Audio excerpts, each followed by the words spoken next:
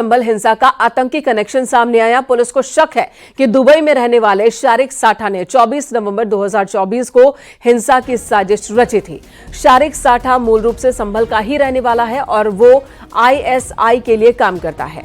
उसके लिंक दाऊद इब्राहिम के गैंग से भी है। यह आशंका जताई गई है कि उसने ही पाकिस्तानी गोलियां संभल में उपलब्ध करवाई, जो बाद में पुलिस को मिली हैं। संभल में रहने वाले शारिक के गुर्गों पर अब पुलिस तलाश कर कार्रवाई की तैयारी में है। संभल के दीपा सराय का रहने वाला शारिक साठा फिलहाल दुबई में रहता है। भारत में 2020 में वो दुबई भाग गया था भारत से, और इसके लिए उसने फर्जी पासपोर्ट का इस्तेमाल किया था। इससे पहले दिल्ली के तिहाड़ जेल में वो बंद था। सुनील हमारे सहयोगी संभल से फोन लाइन पर मौजूद है। सुनील, शारिक साठा, इसके बारे में विस्तार से बताएं और क्यों पुलिस को लग रहा है, ऐसे क्या तथ्य मिले हैं जो बता रहे हैं कि शारिक का 24 नवंबर की हिंसा से संबंध है?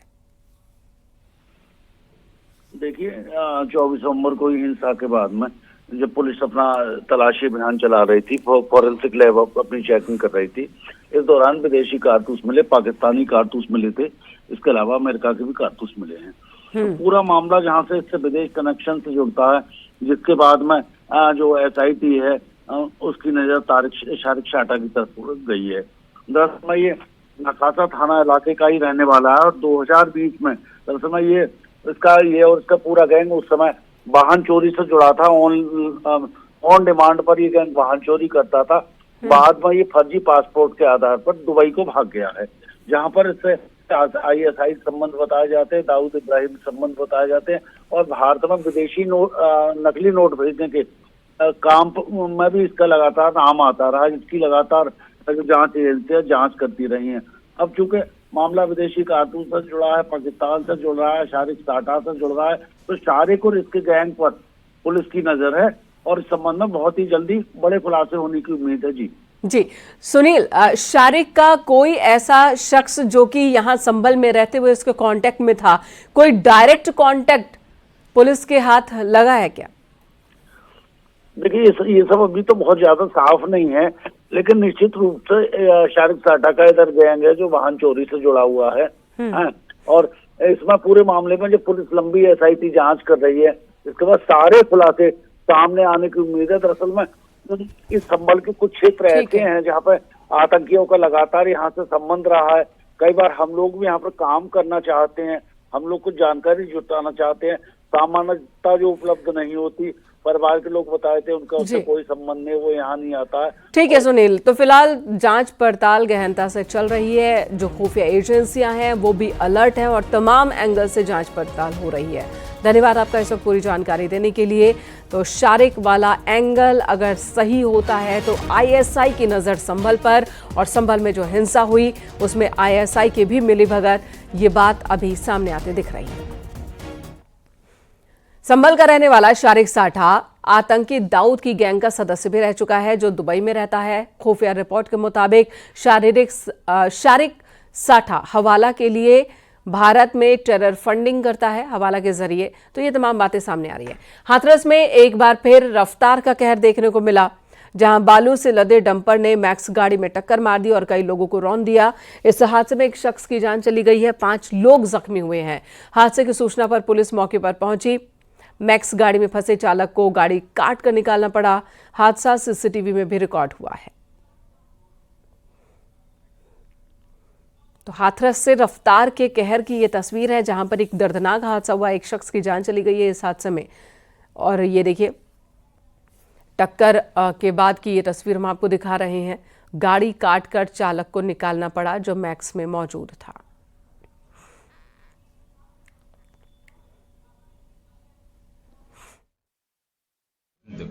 ये है।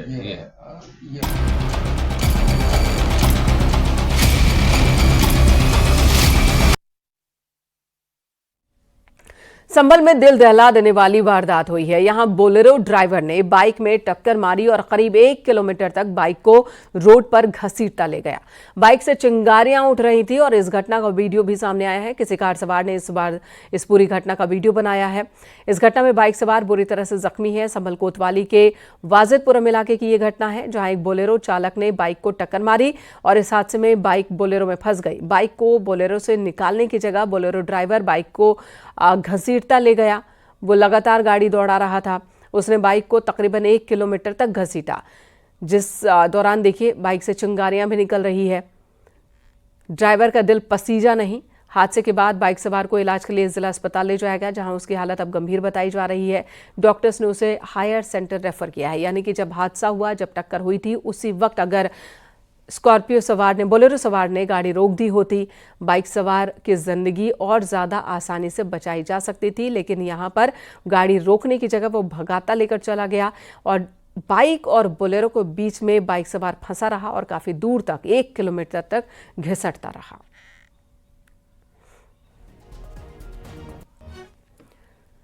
मुरादाबाद में गौ तस्कर को पकड़कर भीड़ ने मारपीट की है, उसे पीटा है। दरअसल गौवंश काटते हुए लोगों ने उसे पकड़ा। गौ तस्कर की पिटाई का ये वीडियो वायरल हो रहा है। आरोपी गौ तस्कर को मंडी समिति के सुनसान क्षेत्र में गौवंश काटते पकड़ा गया था, जिसके बाद आरोपी को लोगों ने पकड़कर पीट दिया, फिर पुलिस के हवाले किया। पुलिस ने उसे इलाज के लिए अस्पताल में भर्ती करवाया है। हिंदू संगठन के कार्यकर्ता भी मौके पर पहुंच गए। ये घटना थाना मझौला क्षेत्र के मंडी समिति की है। राष्ट्रीय बजरंग दल अंतर्राष्ट्रीय हिंदू परिषद के कार्यकर्ता ओम प्रकाश जी, गुड्डू जी यहाँ सुबह मंडी समिति में अपनी आड़त चलाते हैं। उनको जानकारी मिली कि मंडी समिति में एक व्यक्ति के द्वारा गाय को काटा गया है। मौके पर व्यक्ति भी पकड़ा गया, गौवंश भी पकड़ा गया है और मंडी समिति के जो अध्यक्ष है उनके द्वारा एक तहरीर दिलवाई जा रही है। मथुरा पुलिस ने नए साल से पहले शराब का जखीरा बरामद किया। पुलिस ने 55 लाख रुपए की शराब बरामद की है और एक आरोपी को गिरफ्तार किया। पुलिस के मुताबिक पंजाब और हरियाणा से बिहार, झारखंड और छत्तीसगढ़ सप्लाई होनी थी। नकली बिल्टी के जरिए तस्करी का ये खेल चल रहा था। ट्रक में प्लास्टिक के दानों की बिल्टी दिखाकर शराब तस्करी की जा रही थी। स्वाट टीम को सूचना मिली कि नेशनल हाईवे पर शराब का जखीरा लेकर एक ट्रक आगरा की तरफ जा रहा है। सूचना मिलने के बाद स्वाट टीम थाना जैन क्षेत्र पहुंची और थाना पुलिस के साथ मिलकर नेशनल हाईवे पर चेकिंग की शुरुआत की गई और इसी दौरान एक ट्रक दिल्ली से आता दिखा, जिसके बाद पुलिस ने ट्रक को रोका, उसे खुलवाया और चेक किया तो उसके अंदर शराब थी।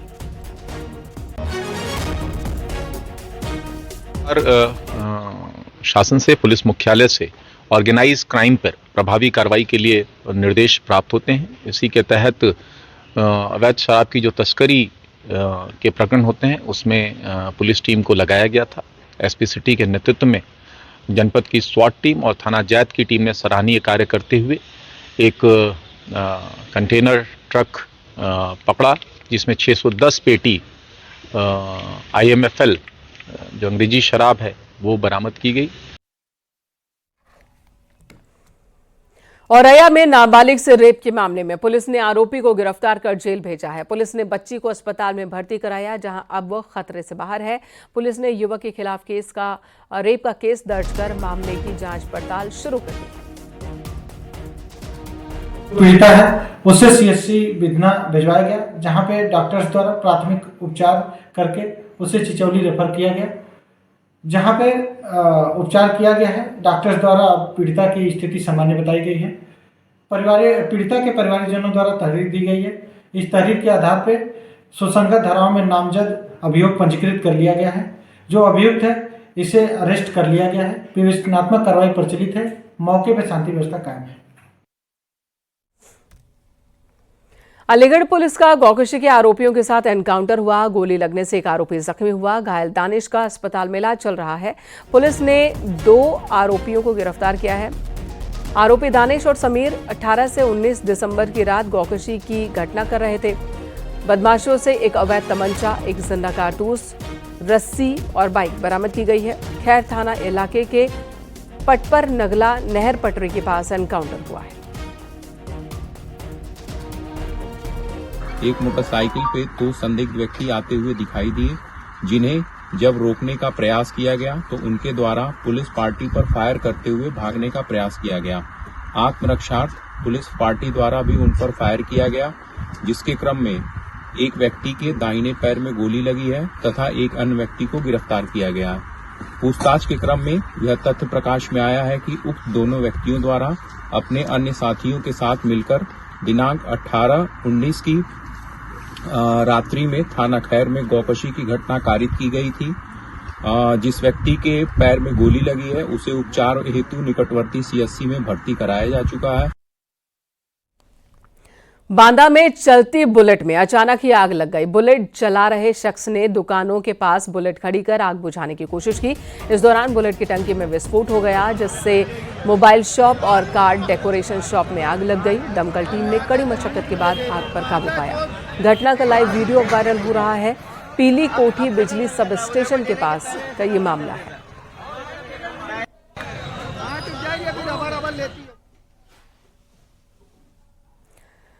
पूर्व इंटरनेशनल क्रिकेटर और कमेंटेटर मोहम्मद कैफ परिवार के साथ महाकुंभ क्षेत्र पहुंचे, जहां उन्होंने गंगा, यमुना और अदृश्य सरस्वती की त्रिवेणी की धारा में डुबकी लगाई। कैफ के साथ उनका बेटा और परिवार के दूसरे सदस्य भी दिखे। सभी लोग एक नाव पर सवार होकर संगम तट तक पहुंचे और कैफ ने यहां डुबकी लगाई। उन्होंने डुबकी लगाने का एक वीडियो सोशल मीडिया पर खुद ही पोस्ट किया है। तकरीबन 1.5 मिनट के इस वीडियो में मोहम्मद कैफ संगम के बारे में बात करते दिखाई दे रहे हैं। कैफ ने डुबकी लगाने का एक वीडियो शेयर किया और लिखा कि यमुना की धारा में ही उन्होंने तैराकी सीखी है। इस वीडियो में कैफ ये कहते सुनाई पड़ रहे हैं कि गंगा का पानी बहुत ठंडा है। वो नाविक से बात करते हुए उसे गंगा और यमुना के बहाव के बारे में जानकारी भी दे रहे हैं। मोहम्मद कैफ अपने बेटे को साइबेरियन बर्ड्स भी दिखा रहे हैं। अच्छा, बहाव है कि बहाव उस तरफ है? बहाव थोड़ा है कि नहीं? गंगा जी का बहाव तो गंगा जी में रहता है। नहीं, पर थोड़ा बहाव तो होगा। फर्रुखाबाद से बीजेपी सांसद मुकेश राजपूत ने अखिलेश यादव पर विवादित टिप्पणी की है। बीजेपी सांसद ने कहा कि अखिलेश यादव भगवान कृष्ण के वंशज नहीं, अखिलेश यादव की जाति के नहीं हो सकते भगवान कृष्ण। कंस और जरासंध से की अखिलेश यादव की तुलना।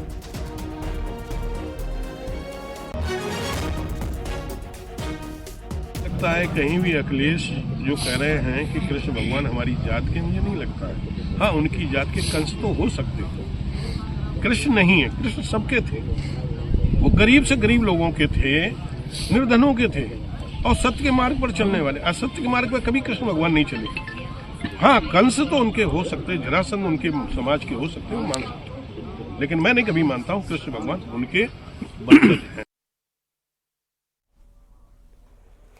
मथुरा में कपड़े की दुकान में भीषण आग लग गई और इस घटना में लाखों का माल जलकर राख हो गया। दमकल की 3 गाड़ियों ने कई घंटे की मशक्कत के बाद आग पर काबू पाया। आशंका जताई जा रही है कि इस घटना में 20 से 25 लाख रुपए का कपड़ा जल गया, खाक हो गया। शॉर्ट सर्किट की वजह से आग लगने की आशंका है। आग बुझा ली गई है, लेकिन काफी नुकसान हुआ है।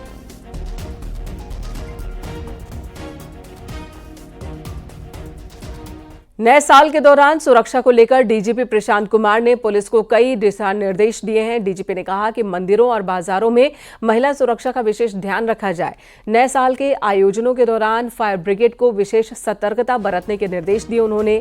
नए साल की पूर्व संध्या से ही पुलिस और पीएसी को फ्लैग मार्च के निर्देश दिए गए। डीजीपी ने नए साल के आयोजनों की लिस्ट बनाकर हॉटस्पॉट चिन्हित करने को कहा है और इन हॉटस्पॉट पर सीनियर अधिकारियों के साथ ही पुलिस फोर्स की तैनाती, गश्त के निर्देश दिए गए हैं। संवेदनशील और आयोजन स्थलों, होटलों और दूसरे सार्वजनिक जगहों पर विशेष सुरक्षा के निर्देश दिए गए हैं। इसके अलावा लूट, चेन स्नेचिंग की वारदात को रोकने के लिए सादे कपड़ों में महिला पुलिसकर्मी और एंटी रोमियो स्क्वाड की भी तैनाती होगी। डीजीपी ने शराब पीकर गाड़ी चलाने वालों के खिलाफ सख्त कार्रवाई की बात कही। साथ ही धार्मिक स्थलों के आसपास ड्रोन, सीसीटीवी कैमरों से निगरानी के निर्देश दिए। पुलिस सोशल मीडिया पर अफवाह और आपत्तिजनक पोस्ट पर भी नजर रखे हुए है और ऐसा करने वालों पर सख्त कार्रवाई की जाएगी।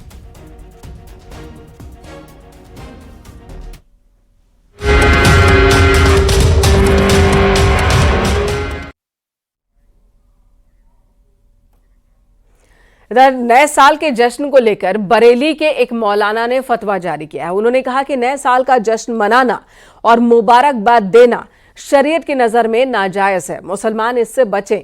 ऑल इंडिया मुस्लिम जमात के राष्ट्रीय अध्यक्ष हैं मौलाना मुफ्ती शहाबुद्दीन रजवी बरेलवी, जिन्होंने ये फतवा जारी किया। फतवे में ये कहा गया है कि जनवरी से शुरू होने वाला नया साल ईसाइयों का नया साल है।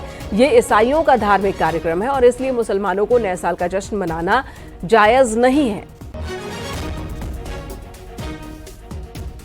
चश्मे दारुल इफ्ता बरेली शरीफ ने नए साल के जश्न मनाने पर फतवा जारी किया है। फतवे में कहा गया है कि अंग्रेजी महीने का जो नया साल शुरू हो रहा है जनवरी से, उसमें बहुत सारे लहव लईब होते हैं और मुसलमान लड़के और लड़कियां नया जश्न मनाते हैं नए साल का, एक दूसरे को मुबारकबाद देते हैं। तो ये तमाम चीजें ये ईसाइयों का मजहबी शियार है और किसी भी गैर मजहब का मजहबी शियार अपनाना या उसमें शिरकत करना किसी एतबार से वो जायज नहीं है। शरीयत इस्लामिया ने इसको सख्ती से मना किया है। पहाड़ों से आ रही बर्फीली हवाओं की वजह से मैदानी क्षेत्रों में ठंड बढ़ गई है। दिल्ली एनसीआर में शीतलहर की वजह से ठिठुरन बढ़ गई है। लोग ठंड से बचने के लिए अलाव का सहारा ले रहे हैं।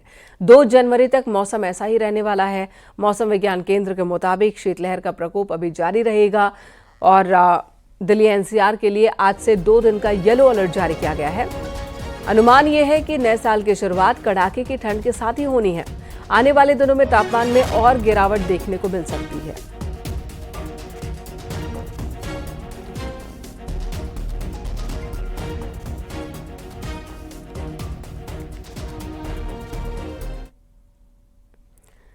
तो दिल्ली एनसीआर में ठंड बढ़ गई है। पारा तेजी से लुढ़कता जा रहा है। नए साल पर आईएमडी का येलो अलर्ट जारी हो चुका है। नए साल से पहले ही दिल्ली और एनसीआर में कपकपाने वाली ठंड शुरू हो चुकी है। पहाड़ों से आ रही बर्फीली हवाएं ठिठुरन को बढ़ा रही हैं।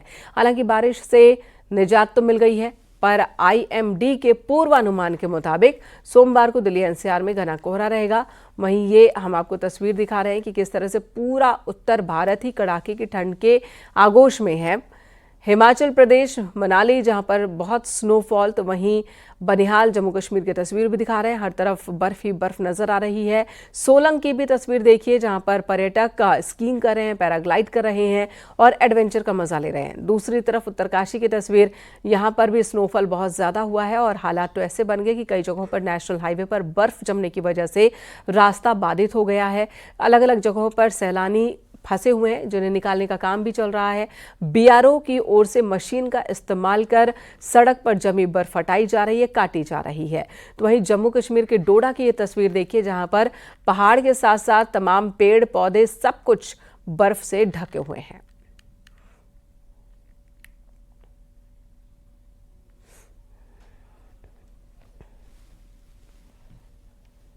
तो हिमाचल प्रदेश के सोलंग में भारी बर्फबारी जारी है और यही वजह कि बर्फबारी का लुत्फ उठाने बड़ी संख्या में सैलानी यहां पहुंच रहे हैं, बर्फबारी का मजा ले रहे हैं। सोलंग घाटी से जो तस्वीरें सामने आई है उसमें सैलानी देखिए किस तरह से स्पोर्ट्स का मजा लेते दिख रहे हैं, एडवेंचरस गेम खेल रहे हैं। बर्फ के बीच मस्ती की ये तस्वीरें हैं। स्कीइंग की भी कोशिश हो रही है। तो हर कोई सेल्फी लेता और साथ ही एडवेंचर करता नजर आ रहा है।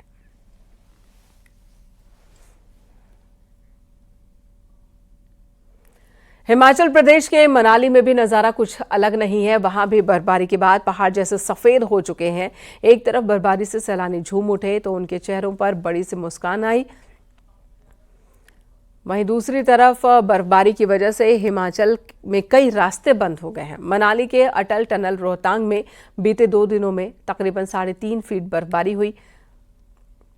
पलचान में 1 फीट, सोलंगनाला में भी 2 फीट की बर्फबारी हुई है। कोठी में भी 2 फीट की बर्फबारी हुई जिससे वहां के रास्ते बंद हो चुके हैं।